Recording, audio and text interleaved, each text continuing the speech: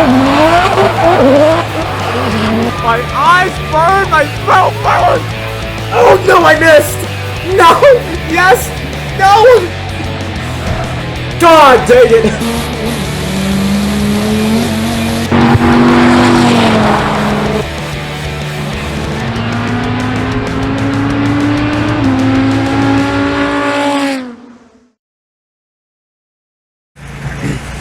Hey everyone, welcome once again to Viper Rendezvous, the longest running and one of the biggest Viper exclusive track days in the world. 2024 marks the 15th running of this phenomenal event, with a little under 100 Vipers traveling from across North America to attend. Some from as near as Nebraska itself, others from as far as Canada. I too travel, but then again, that's not exactly news if you've watched any of my prior Dodge Viper event videos. Which brings me neatly onto something I need to clarify. Unlike the 2022 Viper Rendezvous video, I will not be doing a more in-depth look at the history of this event, nor will I be covering the things that happen outside the track, the banquet primarily. So if you're new here and want to get a more complete picture of everything this multi-day experience has to offer, then I highly recommend you watch my past video on the subject. Now, back to the present. Well, only partially back to the present. Those who watched the prior Rendezvous video might already see a couple of familiar faces and a couple of familiar cars, which just gives me an excuse to go check out everything and see what has changed since 2022. Now, while you might not have seen this car in the interview section of 2022's video, it was actually at this event, as you'll see through the photos somewhere on the screen. And as you can probably tell, it pretty much doesn't look like anything how it did back in 2022. And that leads me to you. Drew is the owner here. Drew, how are you, sir? Hey, Cody, how are you? I'm doing great. Honestly, this is one of the cars I was most excited to see because you've changed this a lot. I saw it a little bit at NV5, but even since then, you've done a couple of changes. What have you done? Yep. So, yeah, this car actually started life as a Gen 3 Mamba edition, 2004 Mamba edition, and it is now a Gen 4 ACR clone.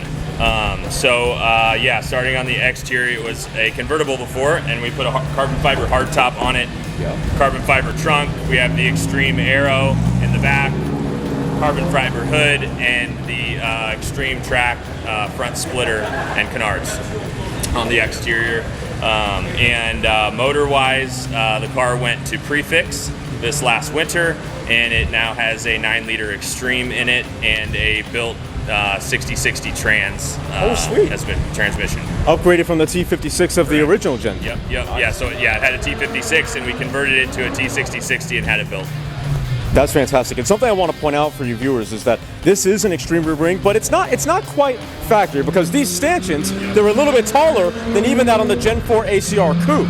It's a little bit taller, and speaking of Coupe, or rather drop-top ACRs, Bob Woodhouse did do a very limited run of drop-top ACRs, and this, I do have to admit, it does trump that because it has basically the coupe rear wing, and it's massive. So when you see, if you're lucky enough to see another drop-top Gen 4 ACR, and you're like, well, that wing's not the same as this one, it's a lot lower, it's a lot meeker.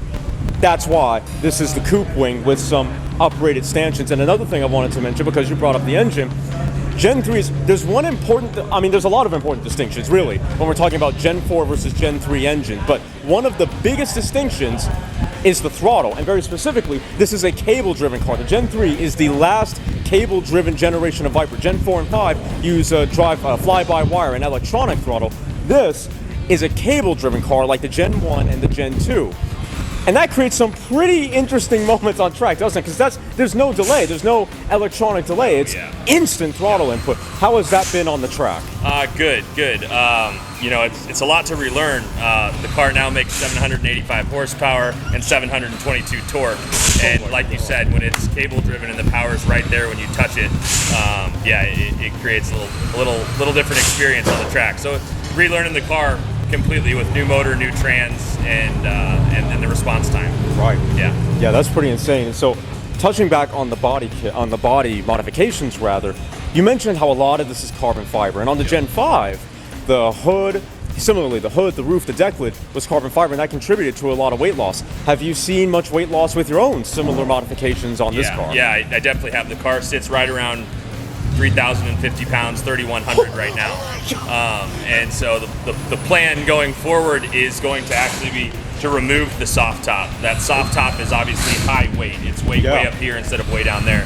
So the next thing, and probably the last thing, which won't change the appearance of the car at all, is going to be remove that hard top, or that soft top, and have Mark Taylor Composites, who made my wing and the stanchions and the front arrow, make me a carbon fiber closeout panel, and that will probably drop me another 100 pounds. Jesus Christ. And for those who aren't familiar with Viper weights, I have to nerd out here. Gen 4 era, Gen 3 era, I think it was right around 3,400 pounds-ish as the official curb weight. So Drew has effectively cut almost 400 pounds, or 3 more of me, from the car. And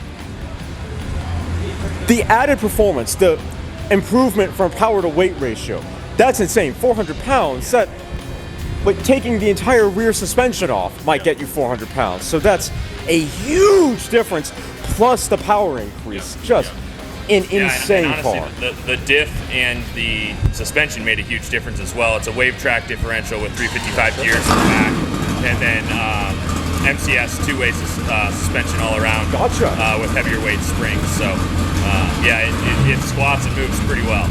I take it the heavier weight springs is to compensate for the added downforce? Oh yeah. We're running 650 springs up front and 850 springs in the back. Okay, so pretty close to Gen 5, I believe Gen 5 spring, and Gen 5 ACR rather, spring rates at the front, and a little bit less in the rear. That keeps it a little more compliant, I would take it? Yeah, a little less in the rear. So these are custom-made track wheels from BT Forged wheels, and when he made those, he made me a custom offset and a custom width. Oh, sweet. So we're running wider tire. We're running 315s up front. Oh my God! And 355s in the back. So we have a wider stance to compensate for that. So squat, we're not moving. Gotcha. Yeah, that really helps. Gen 3 and Gen 4 Sans ACR, the tire widths were 275 up front and 345 in the rear. So 315s up front. Holy crap! I think the Dodge Challenger Hellcat wide body is almost 315s in the front as well. So you're talking huge meat for a huge grip. Amazing turn in. It must be pretty instant, huh? It is. No, yeah, it's right there when you want it. So. Fantastic.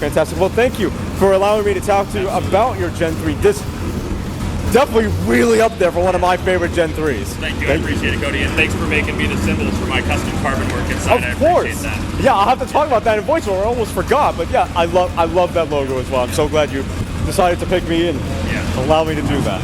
Thanks, Cody. That's right, I actually had a hand in the interior presentation of this car. To make a long story short, I saw a Facebook post a long time ago by Drew asking if someone could recreate the Gen 3 Mamba Edition badge. With his center interior bezel being redone in carbon fiber, he needed to replace his old badge with one more appropriate for the new carbon look. I figured I'd give it a go, whipped up a rough mock-up, and a deal was struck. Couple revisions, and some months later, what you see now is the result. It came out beautifully, and it was an honor to collaborate with Venomous Carbon to make this happen. The first of hopefully many more times where I have a hand in bettering this incredible community. That's not even the best news though, because if you own a Mamba Edition and want a new Mamba Edition badge of your own for whatever reason, you can order one. From OEM Plus custom designs like Drew's to straight OEM replicas like Kevin's here, this digital file might be all you need to enhance the uniqueness of your Viper. Prices, additional product, and ordering info can be found at my Shopify page in the description below. Now back to Viper Rendezvous. And speaking of cars that haven't quite been interviewed, or drivers in fact, that haven't quite been interviewed but have definitely been at every single Viper event I've been to thus far, we have this blue comp coupe, which has a really interesting story to tell, and Grant Reeves. How are you, sir? Good, Cody. How are you doing? Having a great weekend? I'm doing amazing. This is just such a fantastic site, including this car. And this car has such an interesting story to tell. So tell me about what this car used to be. Well, this car started out actually as a street car, an ACR. Had some upgrades and modifications made to it for the One Lap America car. Right. And Steve Loudon raced it and did extremely well, obviously, in it. And then when Steve was ready to sell it, I was just entering road racing, and I bought it from him. Wow. So we did some further upgrades, kind of made it like an X. Okay. And then I raced that for 3 years. And last year, at the end of the year, I think between some of the driver coaching I was getting with Complete Performance and Victor Caldarelli, we made a decision to upgrade it yet again with all the Comp Coupe parts. So it's still on the original chassis, but suspension and body parts have turned it into this, what we would call a hybrid Comp Coupe. Okay, so this was originally a street-based Viper. Wasn't originally a Comp Coupe, but it looks to have the right, more or less, the right Comp Coupe stance, all the rest of it. So has it been lowered? What specific Comp Coupe improvements have not, well, mechanical Comp Coupe improvements have been done to make this more in line with some of the other Vipers in the complete performance staple? I think the easiest way to answer that is all of the above. It's had the big tire kit put on it. It's had different suspension and shock system put on it. All of the body parts put on it. The in-house fuel, with the race compartment on the back end. Fire extinguisher systems put in it. The dashboards in it. We've gone to the MCO transmission with paddles on it. The AIM system all the way through. So it's been really, for lack of a better term, outside of the customized roofline, this is really comfortable. Wow, that's incredible. That's awesome. So very little of the street car still left then, huh? The main chassis. Okay, outside of the main chassis. So speaking of the Comp Coupe, those of you may not know, but you can very obviously see it. The wing is very different to that on your old car, let alone Gen 4 ACRs or ACR Extremes. And so what I want to ask is, because the aero is a little bit different on a Comp Coupe, different rear, different splitter, all that sort of stuff, what has been the learning curve getting used to the aero balance of a Comp Coupe versus your old Gen 4 ACR X Quo? That's a great question, because one of the things with the guys at Complete Performance, for me, I come from a motorcycle background. Oh, really? So we did the crawl, walk, run method. Victor and Jeff wouldn't let me go crazy. I even rode street tires for the first half the season. They wouldn't even put me on slicks back when it was a street car. Oh, wow. And then we took each step. But with the downforce, with this Comp Coupe wing, the customized splitter on the front, now we've got new canards on it. It's a completely different drive. And for me, it became easier to drive rather than some people find it hard. I've only been in the car. This is my fourth time in the car this weekend. My fourth weekend racing this car. And I have to tell you, I'm starting to become one with the car. I really do feel it. That's fantastic, yeah. So some people, just to explain what he's talking about there, with some people finding it difficult, is the thing with downforce is the faster you go, the more downforce you have. And it can be difficult trusting that downforce, learning to really, really lean on it. It's kind of like learning to drive a horsepower car versus a momentum car, where you change your racing line to play to the strength of the car. So rather than carrying as much momentum as possible, you kind of straighten out the exit and then you just nail it. Well, with a high downforce car, it's keeping your foot in it, really. Absolutely. And in a momentum car, or a street car for that matter, you learn to drive using the momentum, and you'll enter, you'll brake sooner, you'll exit later for most part on that. You'll use the body weight of the car to move the car around. With all of this downforce, it's like driving in a video game to me. It really is. It's amazing. The car handles so well, and the car reacts. Any input, the slightest little input into a car, especially at high speeds, you really, really feel it, recognize it, and it responds well. It's an amazing, amazing machine.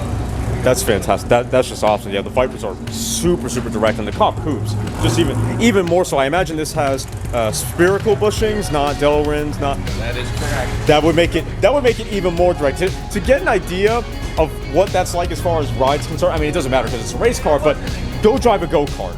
That's basically as close as you're going to get, because while those have springs and stuff, of course, so it does help soak up some of the bumps. The bushings, really, that makes a pretty big difference as far as soaking up the stuff. So with spherical, way more direct, way grippier. But it is a harsher ride. But it's a race car. That's what you would expect for a race car. So this was formerly a street car. Still has the engine from the old car in it, I believe you were telling me. We did do an engine upgrade. We did put a prefix motor in it. Right. I think it's about a year and a half on this motor, so it's been really well built. It's been doing well. It dynos out right where it's supposed to, but I find with this motor and this car and this chassis specifically now, it really pulls, like, especially with the gearing that we have set up in it. But the gearing that we have in it, it pulls really well up to fourth.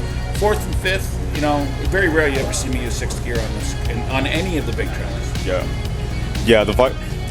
With all that downforce and the associated drag that comes with it, you're never, I mean, even as high horsepower as these cars are, you're never really going to use 6. I mean, 5th is as high as you really get. For Road America 6th, maybe. You're lucky to get 6 in there. But yeah, it's incredible. And even the suspension, I mean, with the new suspension system that we've upgraded to, even at this track here, we made 1 click, maybe 2 click adjustment on the rear, and the whole entry and exit to the corner changes, and it changes for the better, so it's pretty cool. We shaved off a second and a half on test and tune day just by playing with the spring suspension. Oh my god! And that's perfect. That leads me right into what I was going to ask. How are the lap times? How has the track been over the weekend? We've had a lot of variance in the weather changes, so it's been Indeed. unique. But yeah, I mean, we're running par with when we finished here, and now you'll see most guys. I think we're running 128s on average. We've had some 129s, but we were 131s, 132s when we started out on test and tune day. So all the tweaking and the race car chassis give you the ability to tweak a lot more than the street cars. Right. Yeah, that's a huge improvement, and that's, you know, it's a couple seconds. That might not sound like a lot, but that can be multiple car lengths actually over the course of a lap. So that is a huge improvement. Is that what you're finding? The rest of these guys are more or less running during the race 126, maybe 128. Yeah, this little snake pit here has 6 beautiful Vipers, as you can tell. Amazing. Which we're one, but you'll see most of us run within a second and a half to 2 seconds of each other. Somebody will have a great weekend, or we'll spend extra money and put new slicks on and shave off another half a second. But you know, at this level, in the street cars you look for seconds. In the race cars you're looking for tenths and hundredths of seconds. And when you can find those tenths and hundredths, especially if the driver gets the lines and everything, that's really valuable. And that's where we're at now. We've gotten to that level. We got a long way to go. There's still so many more things on this car that we can utilize as tools to get faster, but you have to have the driver skill there. And again, my 4th time in the car, I'm still learning it. Well, you seem to be doing amazing. I mean, I saw it during yesterday's race when you got out of that corner. I think it was Kelderman who was right there next to you. You got on the throttle a little bit early, car snaked a little, came out of it just in time to miss what would have been a really near miss. Yeah, you've got to have a lot of faith in your fellow drivers out on the track. You know, these are high dollar cars, so you want to make sure that everybody's out there. And as much as we're all gentlemen racing, it is a competition, but having good drivers around you means a lot. And again, especially these comp coupes, I mean, we trust each other and where we're going to be when we're going to be there. And you always got to look at, there's always a chance for mechanical failure in any racing, but having those other drivers there, knowing that they know how to react and we're all at similar or better levels, then that makes the confidence level go up as well. Yeah, and that makes the racing amazing. As you guys, I think you'll see later when this interview in the splicing of the video, you'll see later the racing was absolutely incredible. What was it yesterday? I think I lost by 2 100ths of a second at Yes! the finish line. Yes! That was great. And I was driver error. I blipped the throttle, just got a little blip in there,